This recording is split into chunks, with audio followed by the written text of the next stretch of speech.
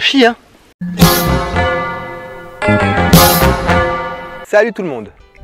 Ça, c'est un pistolet à taupe à manipuler avec beaucoup de précautions. Parce que comme vous l'avez vu, c'est puissant. Il y a de quoi te faire éclater un doigt. Ce qui s'en suivrait d'épouvantables douleurs, un retard dans le travail et 5 bières pour la Syrie.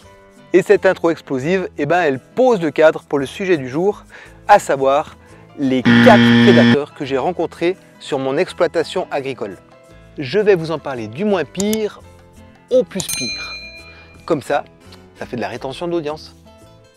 En 1, on a les oiseaux. Parce que moi j'habite dans un environnement de forêt, il y a énormément de merles, il y a beaucoup d'oiseaux. Pourquoi est-ce que c'est le moins pire? Eh bien parce que c'est très facile de gérer ça, il suffit de faire une installation avec des filets. Et voilà, toute cette structure de filets montée sur des arceaux de cerf, ça sert uniquement à empêcher les oiseaux de venir dévorer mes escargots. Et d'ailleurs, si tu veux voir comment j'ai pensé à mes parcs, tu regardes le lien dans la vidéo sur la conception de mes parcs. En 2, tous les prédateurs qui sont déjà présents sur le parc, qu'on ne peut pas enlever simplement parce qu'ils sont trop nombreux ou trop petits. Pourquoi est-ce que je les mets en 2 sur l'échelle de dangerosité?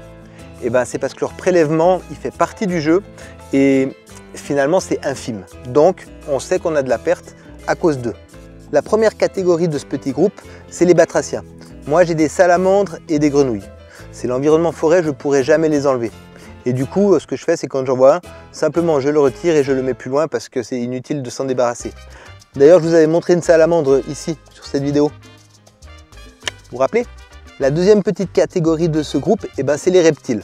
J'ai quelques couleuvres, parfois j'en trouve des plus ou moins grandes. Alors là, pareil, je ne les tue pas, hein, je les enlève tout simplement, je les mets plus loin. Et pour finir, dans cette même catégorie qu'on ne peut pas faire grand chose contre, eh ben, il y a les invertébrés. Pour le coup, ça sera plutôt des chenilles et des fourmis dans mon cas. Mais encore une fois, ils en prélèvent un peu, mais il n'y a pas mort d'homme. Ah, il n'y a pas mort d'escargot. Je discute de tout ça avec vous dans le parc et puis qu'est-ce que je trouve? 2 escargots en train de copuler. Regardez. Ça fait un petit moment qu'ils y sont, hein. Ils peuvent faire ça pendant 12 heures. Mais c'est pas le sujet de la vidéo. J'en étais où moi? En 3. Et là, je commence à intervenir. Et ça me plaît pas parce que c'est carrément dégueulasse. C'est la limace de Californie, cette grosse orange d'aigle. Et aussi la limace tigre. Celle-là, elle est plus jolie. Elle est tigrée. Elle ressemble à ça et à ça. Oui, il faut savoir que ces 2 espèces de limaces, elles ont la particularité de bouffer les autres limaces. Et quand l'occasion elle se présente, eh ben, elles bouffent aussi les petits escargots. Et c'est un prédateur qui pourrait vite se reproduire. Donc ceux-là, quand on les trouve, on les bute. Je vais pas vous montrer comment je fais, c'est vraiment crade. En fait, j'ai un bâton avec un petit clou et après, bah, je les mets dans un seau et ça colle. En 4. Et là, ça commence à devenir sérieux. Il faut être vigilant, il faut le surveiller. C'est les rongeurs. Le pire du pire, c'est le rat. Mais je dis quand même les rongeurs au sens large. Pourquoi? Eh bien simplement parce que cette jolie équipe, ils cohabitent super bien ensemble. Ils sont même plutôt organisés. Par exemple, la taupe, elle prélève des escargots, mais ça ne serait pas un gros problème parce qu'elle en prélève peu. Mais seulement voilà, c'est un rongeur qui creuse extrêmement bien. Pour le monde souterrain, la taupe, c'est un petit peu celle qui creuse les autoroutes. Et les campagnols, ils vont aller faire un petit peu plus loin d'autres galeries. Et quand cette place, elle est vraiment bien aérée partout et puis qu'il y a toute une infrastructure de tunnels souterrains, en général, c'est à ce moment-là que les rats arrivent. C'est pour ça qu'on dit toujours, il ne faut jamais attendre de voir les rats pour commencer à traiter. Alors, qu'est-ce que j'ai mis en place pour lutter contre les prédateurs que sont les rongeurs? Premièrement, il y a beaucoup de préventifs. Autour du hameau, j'ai les chiens qui rôdent, j'ai les chats qui rôdent. Tout autour des anciennes maisons, on a énormément de perchoirs à rapaces. Et tout ça, ça met une pression sur les rongeurs qui font réfléchir un peu. Et deuxièmement, toujours dans le cadre préventif, j'ai engagé une armée de mercenaires, ils sont 9 au total, pour qu'ils me détruisent tous les escargots sauvages, toutes les limaces qui traînent autour. Parce que si autour de l'exploitation c'est propre, que c'est bien rangé, eh ben, les rongeurs ils auront moins envie de venir. Et d'ailleurs la tonte de l'herbe c'est aussi un point important. Donc plus c'est propre, moins il y a d'intérêt pour le rongeur autour de l'exploitation, eh ben, moins ils auront envie d'y venir. Là j'entends mes mercenaires par là-bas.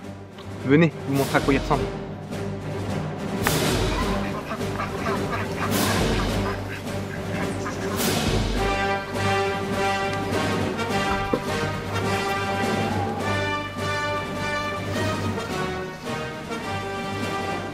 Vous les avez vus? Ils sont furtifs, hein? C'est des coureurs indiens. Ça, sur l'exploitation, il n'y a pas mieux pour tout nettoyer. Alors toutes ces mesures préventives, elles fonctionnent, il faut les mettre en place, c'est important, mais c'est pas suffisant. Il faut un peu de curatif. Et voilà ce que j'emploie pour tuer les rongeurs. Le premier, c'est ce que je vous ai montré, c'est le pistolet à taupe. En fait, c'est un pistolet simple où à l'intérieur de cette douille, qui est juste ici, on met une cartouche. On met la cartouche à l'intérieur et on l'arme de cette façon. La gâchette, en fait, elle est devant le canon. On arme la gâchette avec le ressort ici. Et voilà, c'est prêt à tirer. Maintenant, il y a deux sécurités. Sur ce modèle, j'ai un modèle où il y a une sécurité en moins, mais c'est sans importance. Ici et là. Donc, ce qu'on fait, c'est qu'on plonge simplement le pistolet dans le trou de la taupe, hein, à la sortie de la taupinière. On pense à enlever les sécurités. Super important si vous avez des enfants, hein, vous mettez une caisse par-dessus et une grosse pierre parce qu'il ne faut absolument pas qu'ils touchent à cet objet. Et voilà, tôt ou tard la taupe elle va être gênée parce que elle déteste que cette taupinière elle soit ouverte, elle va vouloir venir réparer. Elle va remonter par le dessous et elle va actionner le mécanisme. Presque peur, mais c'est bon, il n'y a pas de cartouche dedans. Et le deuxième procédé que j'emploie, ça c'est plus pour les souris, les rats et les campagnols, c'est une guillotine de galerie. L'idée c'est qu'avec une sonde, je trouve où est-ce qu'il y a des galeries. Avec une petite pelle carotte, je vous montrerai après, j'enlève la terre et je glisse ce tube à l'intérieur. Ce tube, il est composé d'un gros ressort, qui est juste ici. Là, il y a un peu de terre parce qu'il a servi. Et l'idée c'est la suivante. On arme tout ça, hop, et voilà. À l'intérieur de la terre, ça se présente comme ça. Le tube, il laisse passer ici la souris. Mais seulement voilà, à l'intérieur du trou, il y a deux petits fils de fer. Et quand ils viennent le toucher, et ben ça lui coupe la tête. Oh, petite note importante. Tous les objets qu'on emploie pour prélever les rongeurs, on ne doit pas les toucher avec les mains. On emploie des gants. Parce qu'en fait, les rongeurs, ils ont un odorat qui est incroyable et de suite, ils savent si on est passé par là. Alors moi, ce que je fais, c'est qu'en plus de mettre mes gants, bah, je les laisse dehors, je les suspends au parc et tout mon matériel pour prélever, ça reste aussi dehors. Comme ça prend l'odeur de l'environnement. Et pour l'entretien des fusils, parce que ça reste une arme à feu et ça doit être graissé, en fait, j'emploie de la graisse de canard. Parce que les graisses chimiques, peut-être que ça pourrait leur mettre la puce à l'oreille. Comment je fais pour trouver une galerie? Et ben j'emploie cet objet là. Voilà, c'est une pique en inox et je cherche dans le sol s'il y a une galerie. Et si tout d'un coup ça descend d'un coup d'un seul, ça veut dire qu'il y a une galerie. Pour l'instant j'en vois pas ici. Voilà, et on peut pas se tromper. Quand il y a une galerie, vraiment la pièce elle fait plouc et on sait qu'elle y est. Ensuite, quand j'ai trouvé la galerie, je me sers de cet objet là pour installer le piège. Ça, c'est une pelle carotteuse spécialement conçue pour pouvoir mettre les pièges guillotine. Le principe, il est hyper simple. Tu l'as déjà compris, rien qu'en regardant l'objet. Tu fais ton trou comme ça dans le sol. Tu tournes bien et tu enlèves ta motte de terre. Voilà.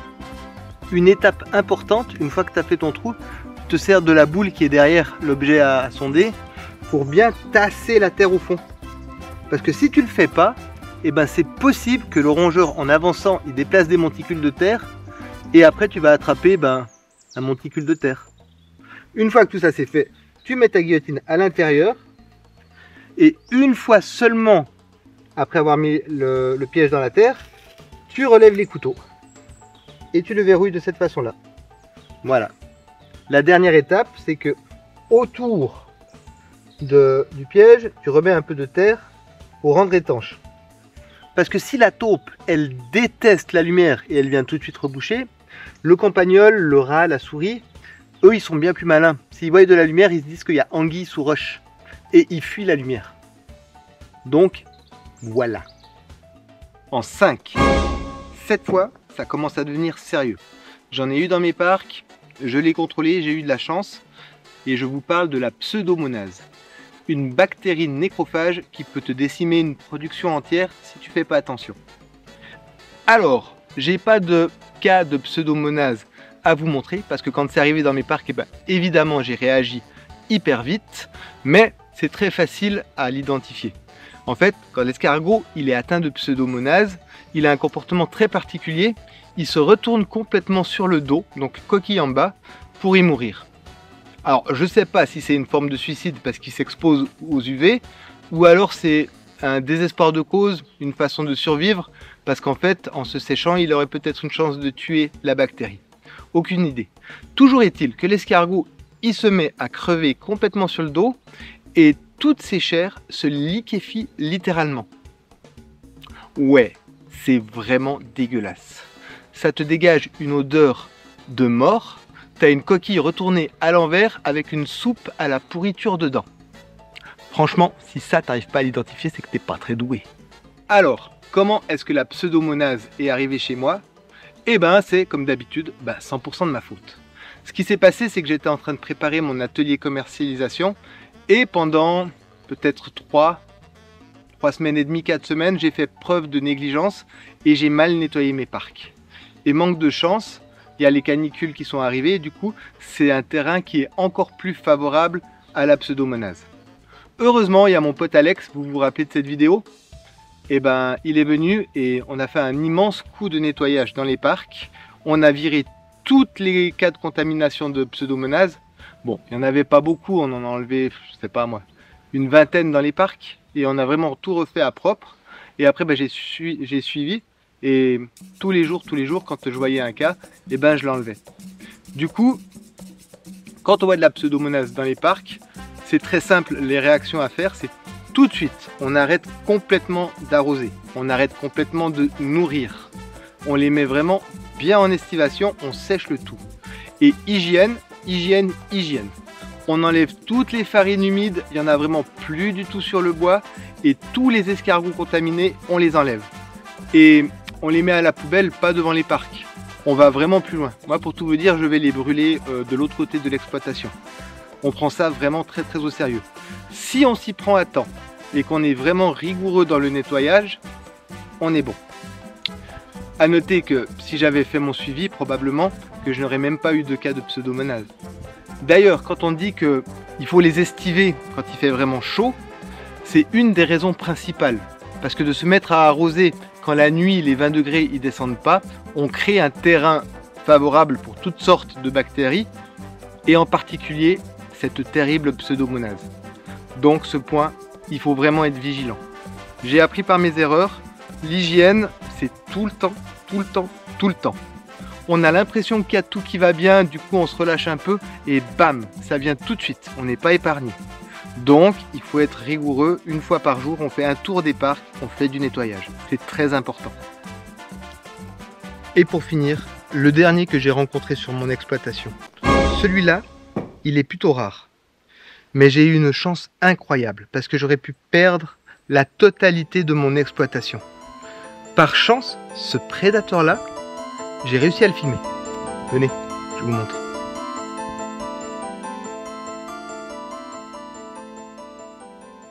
Oui, le pire du pire, celui qui a failli me faire perdre ma production. Je dis pas décimer, je dis perdre. Et c'est Zayden, mon fils. Il a fait une grosse bêtise. J'ai pas surveillé, du coup c'est moi qui ai fait une grosse bêtise. Un jour, il s'est faufilé dans les parcs et la première chose qu'il a fait, en ligne droite, il allait sur les contacteurs des clôtures électriques et il les a enlevés. Et il n'a pas fait que ça, il a encore croisé les fils. Comme ça, il y a eu un court-jus et il y a toute l'électricité de 2 parcs qui s'est déclenchée. Heureusement que tous les soirs, quand il commence à se réveiller, je vais jeter un coup d'œil. Parce que j'ai vu 1, 2, 3, 4 escargots qui commençaient à monter les lignes électriques sans avoir de problème. Et du coup, là, c'était vraiment la grosse panique. Il a fallu comprendre ce qui se passe. J'ai dit à Jenny, viens vite, on a un problème. Elle tournait autour des parcs, elle remettait les escargots dedans. Pendant ce temps, moi, je bossais sur l'électricité pour réparer. Franchement, c'était la grosse pagaille. Mais ce qui est intéressant avec ça, c'est que comme je vais observer au début de l'éveil le soir mes escargots, on n'a pas eu de problème. Donc, n'oubliez jamais d'avoir un regard sur vos escargots au moment où ils se réveillent. Parce que ça, c'est des choses qui peuvent arriver. Parce qu'un escargot, ça se déplace pas vite, mais ça s'arrête jamais. Ça va dans toutes les directions. Et ça se déplace fois 50 000. Donc si tu te réveilles le matin et que tu peux plus marcher dans ton exploitation partout parce que c'est rempli d'escargots, ben franchement, ça fait pas rêver. Il faut être prudent. Tous les soirs, on surveille. Voilà. Moi, je crois que j'ai rien oublié. Vous avez une petite idée de tous les prédateurs que j'ai rencontrés par mes 2 ans d'exploitation. Je reviens 2 minutes sur cette vidéo. J'ai une idée pour toi. Je tiens à vous dire que les choses avancent incroyablement bien. Sans rentrer dans les détails parce que c'est vraiment encore en réflexion, je dois vous dire que j'ai rencontré une personne qui est incroyablement compétente et super bienveillante. C'est en train de devenir mon ami. Il s'appelle Mario Huard. Et on réfléchit ensemble à un moyen pour permettre aux gens de devenir héliciculteurs de la manière la plus simple et la plus économique possible. Il n'y a encore rien de fait, mais franchement c'est hyper prometteur. Je travaille beaucoup là-dessus. Et c'est d'ailleurs pour ça que je vous demande pardon. Vous l'avez remarqué, ces temps j'arrête un petit peu de répondre à vos questions, parce que j'ai vraiment plus le temps du tout. Mais s'il vous plaît, continuez de me poser les questions et je rattraperai mon retard bientôt. Mais sachez que j'ai un très gros engagement sur une autre partie que je vous dévoilerai bientôt. Ouais. En tout cas, en attendant tout ça, continuez de parler d'escargots. Allez, à bientôt. Salut.